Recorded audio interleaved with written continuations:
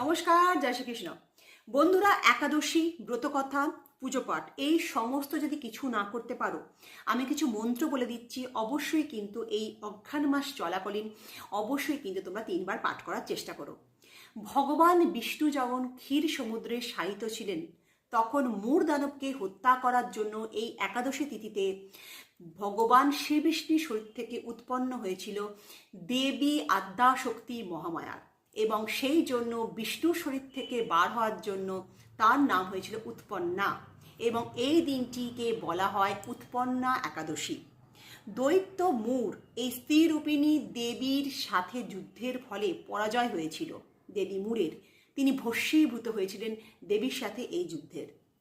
তাই ভগবান শ্রীবিষ্ণু দেবীকে বলেছিলেন যে তুমি হরিপ্রিয়া নামে কিন্তু জগতে পরিচিত পাবে। তো এই সেই দিন, যেই দিন কিন্তু বন্ধুরা তোমরা এই মন্ত্র যদি তোমরা 3বার পাঠ করো, অবশ্যই তোমাদের জীবন থেকে যত রকম শত্রু, গুপ্ত শত্রু সব কিন্তু পরাস্ত হবে। তোমাদের সব রকম কিন্তু মনস্কামনা পূরণ হবে, সর্বসিদ্ধি তোমাদের লাভ হবে, শত্রু দমন তো অবশ্যই হবে যেটা বললাম।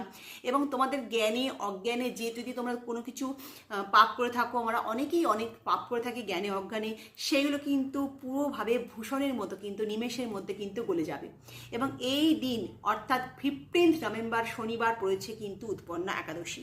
তো উৎপন্না একাদশীতে উৎপন্না দেবীর উদ্দেশ্যে যে মন্ত্র তোমরা 3বার পাঠ করবে সেই মন্ত্র হলো উৎপন্নাময়ী বিষ্ণু দেহে দিব্যা অনুগ্রহ একাদশী রক্ষা করো।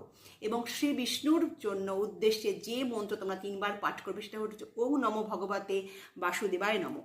এই মন্ত্র 3টি কিন্তু অবশ্যই 3বার করে তোমরা এই মন্ত্র দুটি কিন্তু পাঠ করো। এই তোমাদের যে মন্ত্র দুটি বললাম, এই মন্ত্র দুটি যদি একসাথে তোমরা তাদের দেবদেবীর উদ্দেশ্যে পাঠ করতে পারো, তাহলে তোমাদের যে কোনো হুইশ কিন্তু, যে কোনো সংকল্প নিয়ে তোমরা করো, 100% কিন্তু ফুলফিল হবেই হবে। যে কোনো ইচ্ছা নিয়ে তোমরা কিন্তু এই মন্ত্র দুটি কিন্তু দেবদেবীর উদ্দেশ্যে অবশ্যই পাঠ করো। এই একাদশী কিন্তু বারবার আসে না। তোমাদের ভেঙে বিশ্লেষণ করে বলে দিলাম উৎপন্না একাদশী কিভাবে কোথা থেকে এসছে। তো তোমাদের যদি মনে হয় যে এটা নিছকই একটি কুসংস্কার, তাহলে কমেন্টে অবশ্যই কিন্তু কুসংস্কার বলে আমাকে জানিয়ে দিও। অবশ্যই কমেন্টে তোমরা লিখতে ভুলো না তোমাদের এটাতে কি মনে হচ্ছে, যে এটা কি আজগুবি কোনো কথা নাকি এটার ভেতরে লজিক আছে।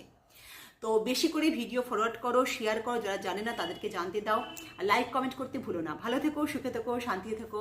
নমস্কার।